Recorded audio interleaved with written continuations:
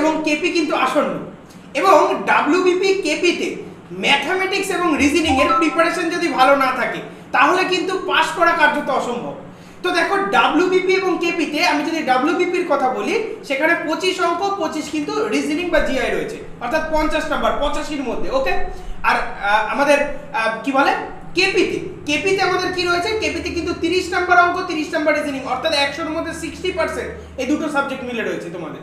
ঠিক আছে, তো এই দুটোর প্রিপারেশন আমরা শেষ 2 মাসে কি করে করব, সম্পূর্ণ ভিডিওতে চ্যাপ্টার ওয়াইজ কোন কোন অঙ্কগুলো বেশি আসে, কোন কোন চ্যাপ্টারগুলো আমাদের হাই ওয়েটেড, সমস্তটা বলে দেওয়া আছে। ঠিক আছে, ভিডিওটা স্কিপ না করে প্রথম থেকে শেষ পর্যন্ত দেখো।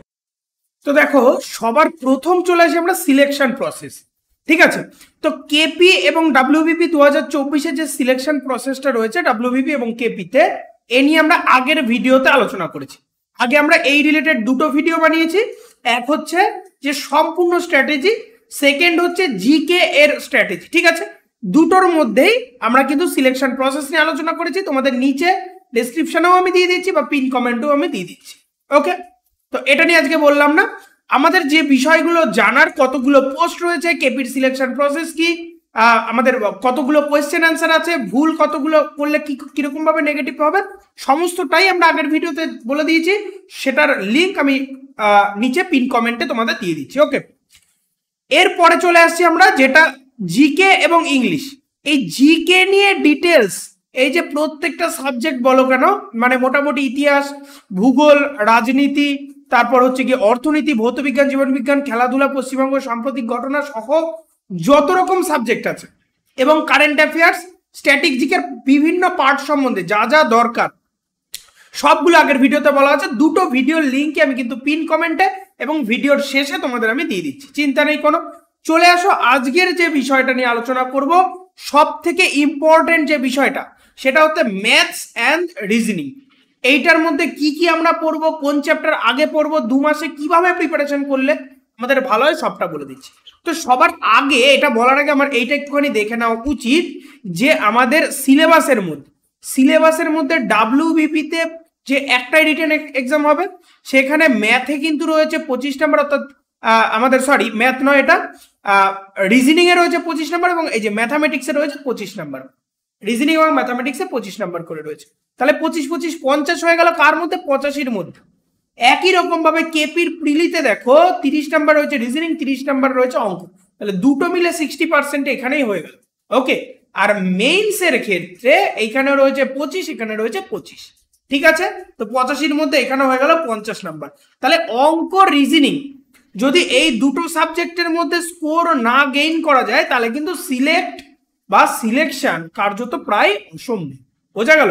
তাহলে আমরা কি করে পড়ব বা কত পেতে হবে, সিলেকশন পেতে গেলে আমাদের কত পেতে হবে, কোনটা আমাদের সেফ মার্কস আগে দেখে নিই। ঠিক আছে, তো চলে আসো সবার প্রথম ম্যাথের কথা আমি যদি বলি, একটু ইলাবোরেটলি আমি বলছি।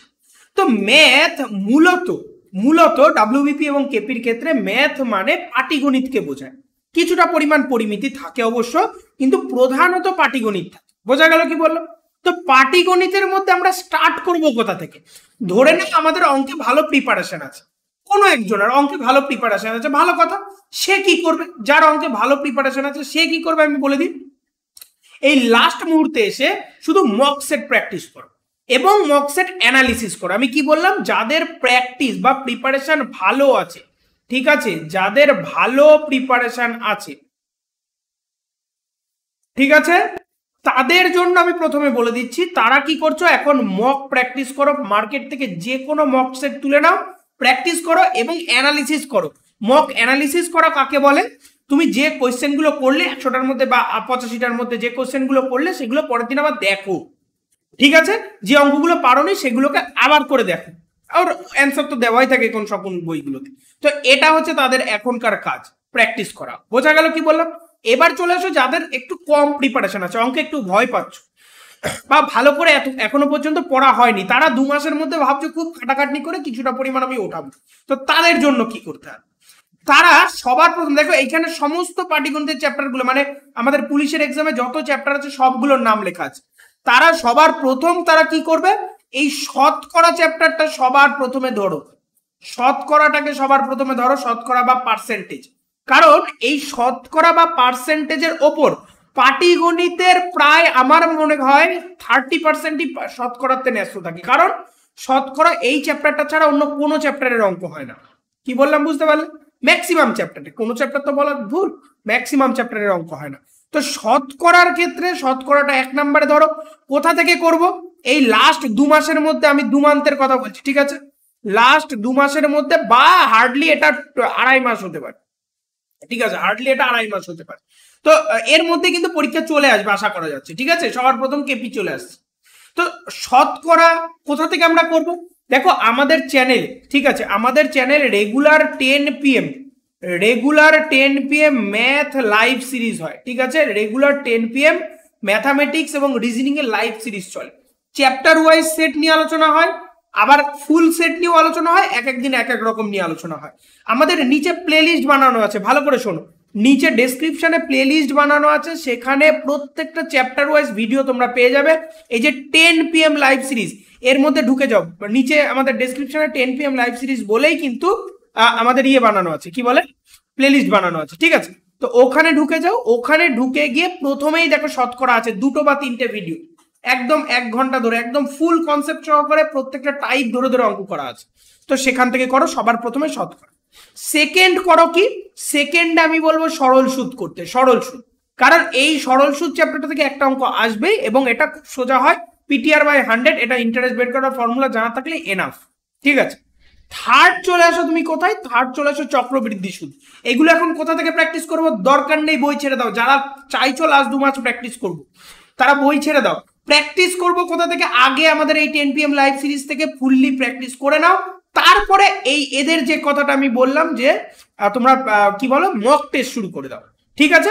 লাস্ট 2 সপ্তাহ তোমাদের কাজ হচ্ছে শুধু মক টেস্ট এবং মক টেস্টের অ্যানালিসিস, ব্যাস, দেখো তুমি পারছো কিনা, ঠিক আছে। তাহলে 1 নম্বরে শতকরা বললাম, 2 নম্বরে সরল সুদ, 3 নম্বরে চক্রবৃদ্ধি সুদ, 4 নম্বরে চলে আসো লাভ ক্ষতি, ঠিক আছে।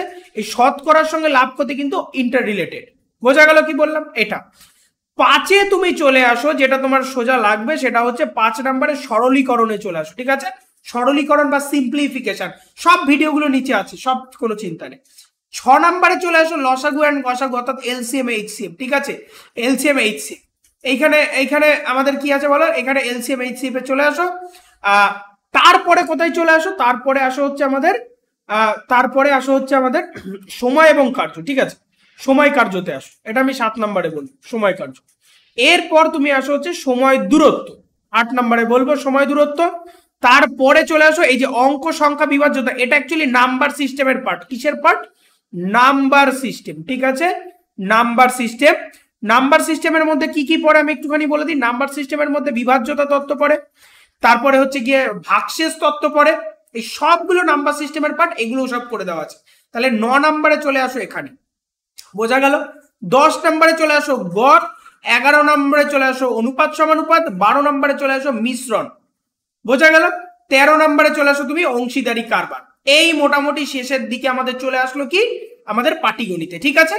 তারপরে আর যে অঙ্কগুলো বেঁচে থাকলো কুচকাজ, সেগুলি কি বললাম বুঝতে পারলে? এইবার কারোর মনে করো অঙ্ক আমার এতগুলো চ্যাপ্টার 2 মাস আমার হচ্ছে না, আমার অঙ্কের একদমই প্রিপারেশন নেই, তারা কি করছো? তারা প্রথম থেকে করা শুরু করো। এই প্রথম থেকে অন্তত 5টা চ্যাপ্টার করলে তার থেকে অন্তত 5টা অঙ্ক কমন পাওয়া যাবে। কি বললাম বুঝতে পারলে? অন্তত 5টা চ্যাপ্টার যদি তুমি করে যাও, তার থেকে অন্তত 5টার বেশি, কারণ 25 নাম্বার আছে, 25টা অঙ্কের মধ্যে 5টার বেশি কমন তুমি ওখান থেকে পাবা। কমন বলতে কি বলছি? Type common. অঙ্ক কোনোদিন কমন এভাবে বলা যায় না বা হয় না, অঙ্কের টাইপ তুমি কমন পেয়ে যাবা। কি বললাম বুঝতে পারলে? তাহলে ম্যাথের আমি এই গল্পটা বললাম। রিজনিং এর মধ্যে সবার প্রথমে আমি যে 2টো জিনিসের নাম বলি, এখানে অনেকগুলো লেখা রয়েছে, 2টো জিনিসের নাম আমি সবার আগে বলি। একটা হচ্ছে আমাদের ক্যালেন্ডার, ঠিক আছে, ক্যালেন্ডার মানে হচ্ছে গিয়ে আমাদের ক্যালেন্ডার। 2 নাম্বার আমি বলবো ক্লক, মানে ঘড়ি এবং ক্যালেন্ডার, এই দুটোকে সবার আগে, ঠিক আছে, ঘড়ি এবং ক্যালেন্ডার সবার আগে করো। এরপরে তুমি ঘনক ছক্কায় চলে আসো, এই ইমেজে চলে আসো, ঠিক আছে। তারপরে হচ্ছে কি আমাদের ব্লাড রিলেশন বা রক্ত সম্পর্কে চলে আসো, ডিরেকশন বা দিক নির্ণয়ে চলে আসো। এরপর হচ্ছে সংখ্যা শ্রেণী, অঙ্ক শ্রেণীতে চলে আসো, শ্রেণী বিভাজন। এরপরে বাদ বাকিগুলো, এই যে ভেন ডায়াগ্রাম, ভিভিআই, একটা বা দুটো ভেন ডায়াগ্রাম তোমার থাকবেই, এইভাবে করো। রিজনিং এর ক্ষেত্রে ওইরকম অঙ্কে যেরকম পরপর বলে দিলাম, রিজনিং এর ক্ষেত্রে এরকম পরপর বলার কিছু নেই।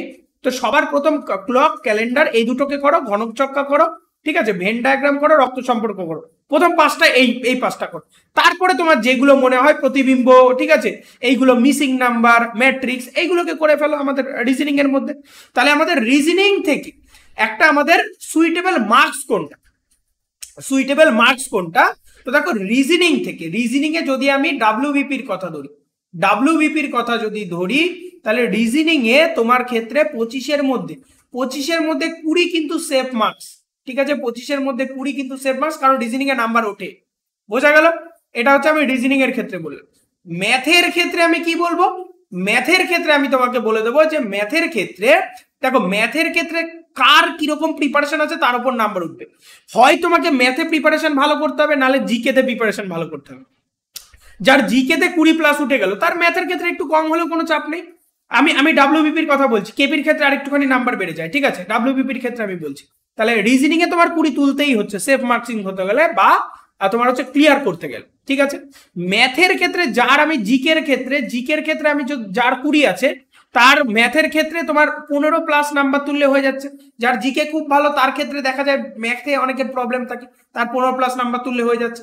জিকের ক্ষেত্রে যার 15+ আসছে, তার ম্যাথের ক্ষেত্রে 20+ তুলতে হচ্ছে।